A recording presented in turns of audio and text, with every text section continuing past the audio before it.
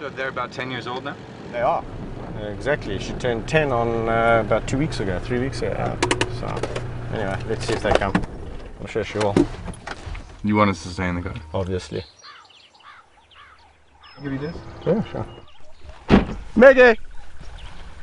Come get it! Maggie! Here she comes.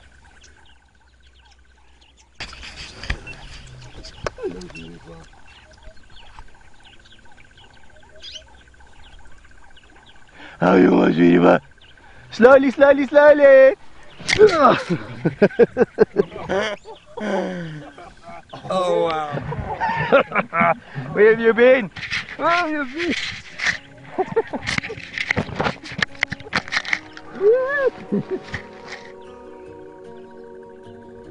Let's just go back a bit.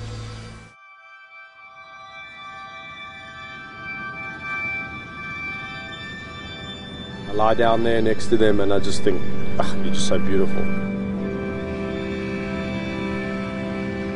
What would I do to make you better? I can't. As a kid, I could really only remember lions in storybooks. I would always imagine, lions to be wandering the plains of Africa and, exactly where, what you doing? Exactly where they should be. Oh.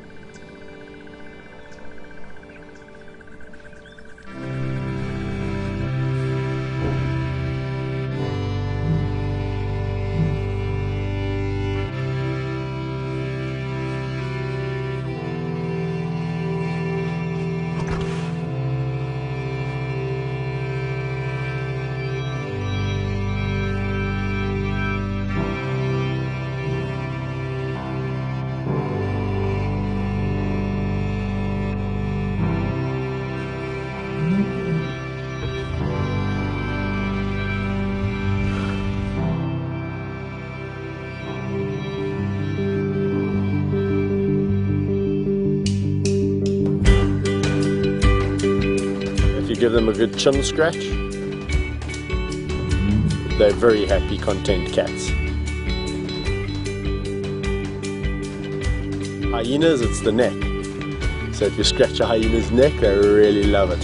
What do you say about that? Good. People around the world still think that Africa is this place teeming with game. Iconic archetypal Africa. Sure. And it just doesn't happen. When a species disappears from a habitat, one's got to look at why. Talk about any species, you've got the same dilemma. Habitat loss. Habitat, habitat, habitat. Even reserves like this, the area is not big enough. You could drive for days, nothing. They're all gone. Not a single animal. Wow. For miles. What I have been able to do with my unique relationships is capture people's attention. It's about trying to see numbers in the wild increase and trying to figure out how we're going to achieve that. Just ignore her, she's fine. If we Googled your name right now, what would come up? The Lion Whisperer would come up, and there'd be more than likely several pictures of me doing pretty much there'd be several pictures of me pretty much doing what I'm doing now. Do you see yourself as a lion whisperer? There's a phrase that people coined because of the relationships that I have, the ability to interact with these animals without having to make them submit through fear. Then yes. Here's my big boy. Here's my big boy. Hello, here's my big boy. Hello, my big boy. Oh, that's nice. Hey. What have you guys been doing? Where are you going? You must be nice. To pinpoint what I specifically like about a lion is extremely difficult. There's something about the black on the back of the ears. It's very soft fur, completely different to the rest of the body. Oh la la ma. Oh, they're so nice. Me, where do I fit in the pride? I'm just another member of this group.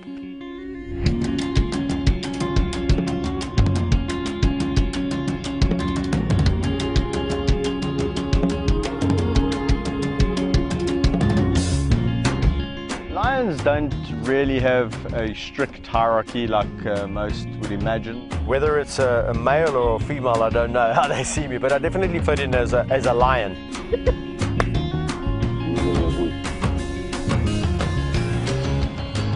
I know each individual quite intensively. That's my job, to get to know each character and to get to bond and relate to certain characters. Obviously, like people, you're going to relate to certain individuals better than others. The other one's got the camera. Well, hyenas are really interesting animals because, unlike lions, they do have a strict hierarchy. Completely misunderstood, where everyone thinks that they are just smelly, rotten scoundrels and scavengers. They do not smell, they're not rotten. And the interesting thing really is that the lowest ranking female ranks higher than the highest ranking male, if that makes sense. So it's quite an interesting little society. I'm just going to get a job, I'll wolf around with them, walk a bit with them. I'm going to introduce you guys. Let's go and see the others. Come.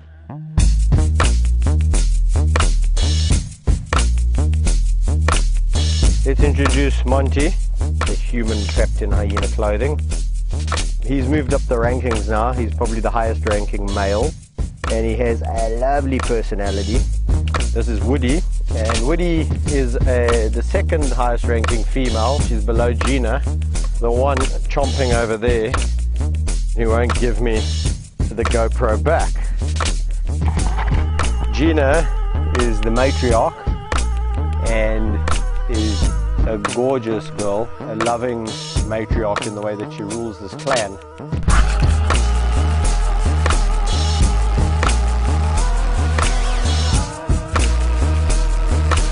With the hyenas, you've got to be pretty high up in the ranking. With some clans, I've found in the past that I'm right up there, literally on a par with the matriarch. And then in other clans, I scratch my head. No, Gina. Having worked with them for about 13 years, I'm only beginning to scratch the surface. The lions would kill me if they heard me say this, but for survival, I would rather be a hyena.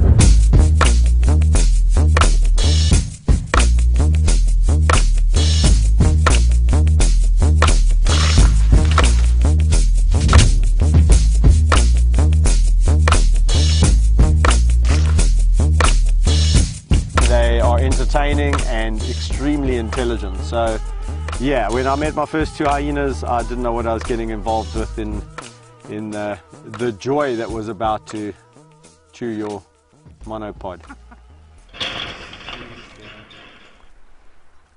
I'm gonna try and see if I can conjure. Where's Woody? Oh yeah, they are. They're hiding behind this bush, yeah. Keeping an eye on us. Why are you two being so naughty? Oh yeah, my gully. They're almost like saying, you should be here. 1, 2, 3.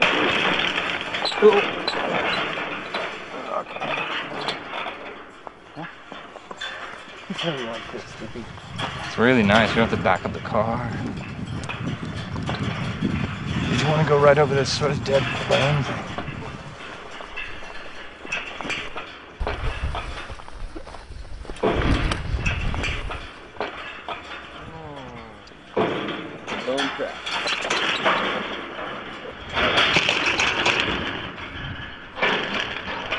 How about their personalities? Like they have such a cartoonish like face and character. So people generally see a friendly side and they go, ah, and it lulls people into this false sense of security.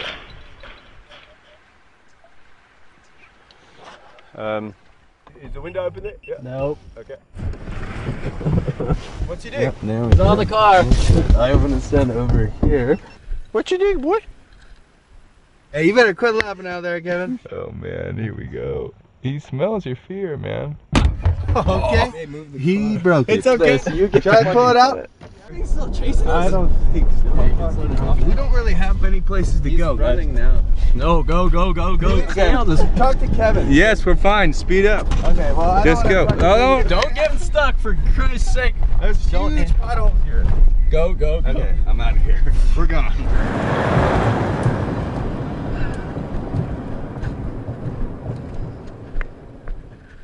The interactions have always been boisterous. They've never bitten. People go, well, how do you know that one day is one day, you know? I've seen people with incredible relationships and it ends in tears.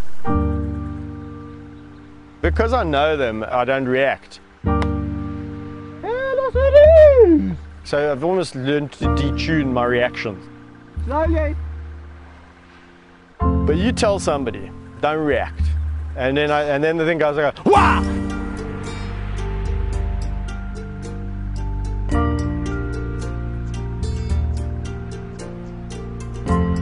Meg and Amy, since the day, you know, literally they opened their eyes, they were jumping on me.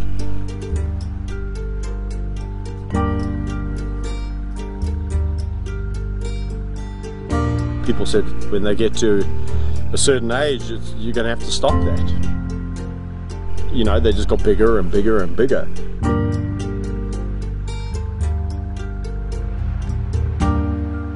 The most incredible thing about them is how we met. I know their mother intimately, and she didn't want to look after them. Picks them up by the scruffs of their necks and dumps them in the water bin. I grabbed them out the water and hand raised them. No two lions are the same. To me, it's like looking at two different human beings. Meg is more outgoing, and Amy is a little bit more dependent on Meg. They are a fantastic duo, and yeah, they've lived a really incredible life. They've seen more places than most wild lions would ever dream about seeing. You have one son, right? I do. And you're expecting another child? I am. Son or daughter? A daughter. For my kids, what I really hope the legacy will be is that they have something to go into pertaining to the wild. As a whole, lions are not doing well. They've declined down to miserable numbers.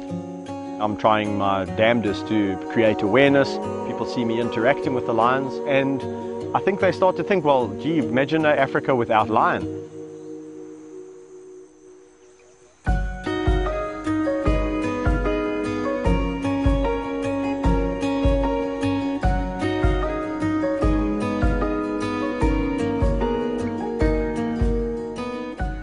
If we carry on along the same path, we will not see lions in 20 years. When my last lion dies, yeah, we'll probably be talking about the last lions been seen in the wild. We don't need clever humans coming in and telling the animals how to do what they know how to do naturally. Giving back habitat and restoring habitat. That would be utopia. We want to set a precedence to tell the world that we love our iconic species, being the lion, and we're here to protect it.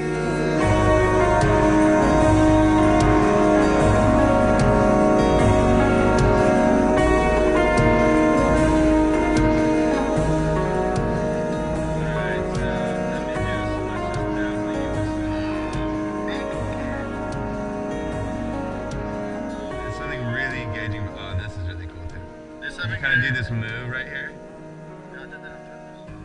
That's really cool. Watch, the cat's gonna look at the camera, and then you're gonna look at the camera. She's gonna look at it again here. Yeah, like this cut right here. And then you look at it.